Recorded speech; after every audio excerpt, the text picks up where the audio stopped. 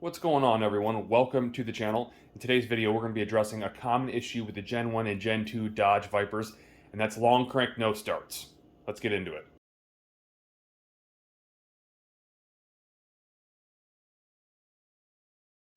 Alright, so bringing some content back to you Viper lovers and Viper owners, I'm going to address an issue that was addressed years ago, but because these cars are kind of getting older, there's not a whole lot of content left on the internet about them, and it's hard to find some of the write-ups and things about these vehicles. Now, I can't take credit for this modification because this was done on a forum. A guy used to sell this kit, and apparently well, people don't have these cars as much anymore, so they're not having the problems they used to have.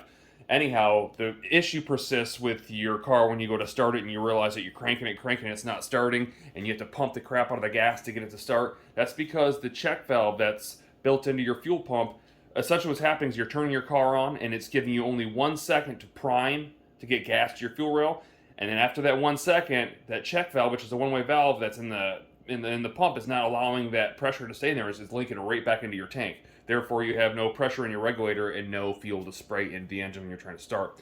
So some of you will probably pump the gas or turn the key like 3 or 4 times to try to get it to prime to get some gas in there, and it's just not a really efficient way of doing it.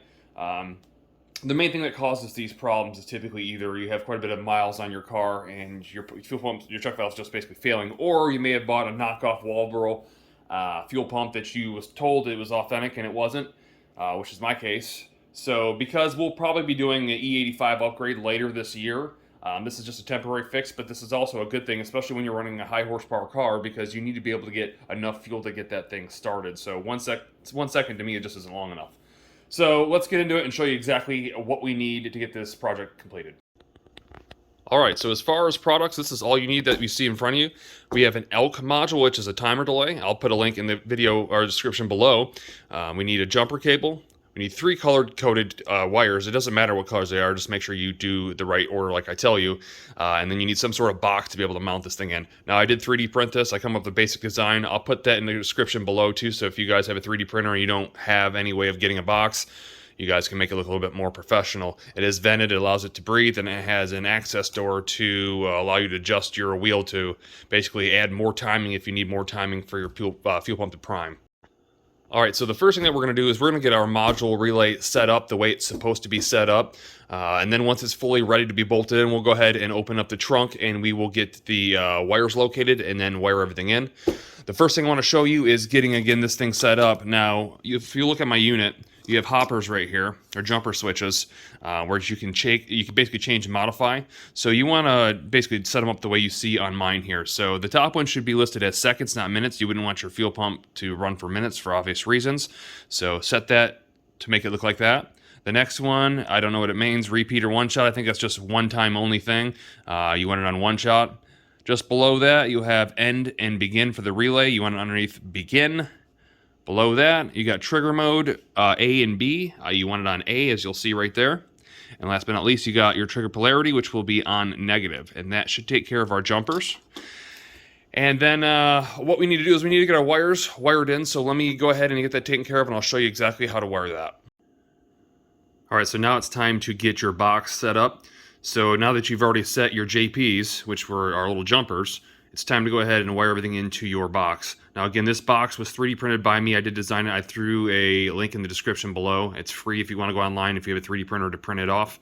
I also went ahead and secured it inside the box after I connected the wires with some hot glue, just because these cars have so much vibration. I didn't want it to vibrate loose and be bouncing around in there, just assuming that the tabs would hold.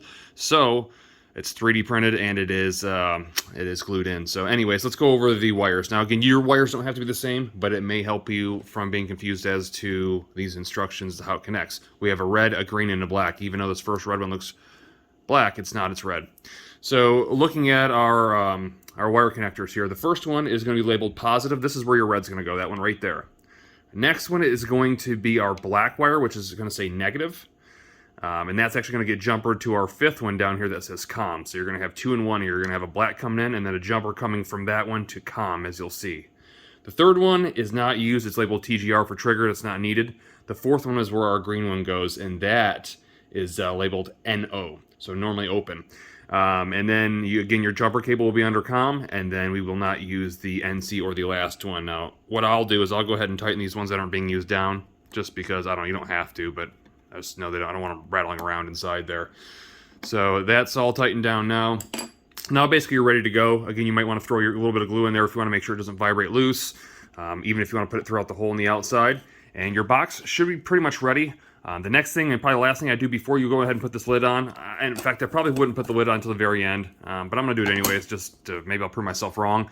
But I turn this knob all the way out. That's to 1 second like it is from the factory. Just turn it maybe, just maybe an eighth of a turn, so to get you up maybe in that maybe 6 to 10 second range. That way it'll be maybe a little bit less dialing once you're inside the car. And let's go ahead and move forward. Alright guys, it's time to access our fuel pump relay. That's where our wiring will be tapped into. So what you're looking at right now is the left-hand side of the trunk, which would be the driver's side in the US, of a Gen 2 RT10. Now I know the Gen 1s is up in the wire harness back over here underneath the trunk. This particular one has actual relay inside this unit right here. So what we're going to do is you're going to pop off the cover. The cover will tell you that the fuel pump relay is the one down there on the bottom. To get to it, we need to pop this out. So you basically will pry that out just like so. It's pretty straightforward. And then what you'll see is on the back of the fuel pump relay, there's 4 wires coming out of it. You have a red with yellow, a green with white, a dark blue with gray, and then a brown. Now the brown looks kind of like a taupe color. It's kind of a different looking color, but it's pretty straightforward. When I went ahead and printed off our factory service manual, it says the same thing. We got a dark green with white. On the coupe model, which is RT10, we have a brown, we have a dark blue with gray, and then we have a red with yellow. So that's what we need to access. As far as wiring, coming from our delay timer box, the red wire is going to go to dark blue with gray stripes. So this one right here, you can see. The green wire is going to go to our brown wire, which is the one that we see up there. And then we're going to connect the black wire to this harness right here, which is the taillight harness. You can see the black right there. So it's pretty straightforward. Key here is you want to make sure that you're going to set your box up so the wiring goes to the lengths that it needs. Obviously, I don't want to have to run too much wiring and have it look, well, like that. So I'm going to try to go ahead and wrap up that wiring. I'll connect everything and I'll show you exactly what mine looks like. Keep in mind, it's kind of a tight fit back here, so whatever connectors you want to use, you want to make sure that you use smaller ones that they'll fit and be able to put this thing back where it has to go. Alright guys, so as you can see, I got 2 of the wires hooked up right here. I know it's probably loud, I'm right on the microphone, and there's no space in here, so I apologize. But I got both my connectors on. Normally I wouldn't put this back in until we test everything. However, I want to be able to run the black ground up to our harness up here, and I want to make sure that it's the right length. So I'm going to go ahead and put this back in, run that wire connected, and then we'll test it. Alright guys, so there it is, wired in. Everything's put back in place. I got to tighten a little bit of the outside of this up here to make sure it clips back together like it's supposed to, but that's not a big deal. I've got heavy-duty double-sided Velcro that's just going to hold this here.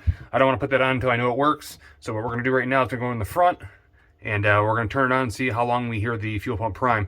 Now this is the nice part where it has a second person, because this has a little red LED light in it too to show you it's illuminating, but I can't be in 2 places at once, so we're going to have to do it from the front. Alright, so let's see how long we hear it.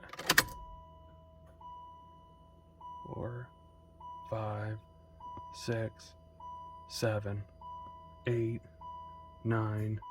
9 seconds, man. That's about perfect. Did you guys hear that? Hopefully you could. I'll see that when I edit the video, but it was about 9 seconds long, so that's probably about perfect for what we need. Alright guys, and there you have the final product. I think it turned out pretty good, especially the project only cost just about 40 bucks and took about a half hour, including taking video. So I hope you guys found this thing helpful. To all my Viper enthusiasts, definitely hit that thumbs up if you liked what you saw and if this helped you. And if you're not already, definitely click that subscribe button, because we got a lot of good content coming up. I'll see you in the next one.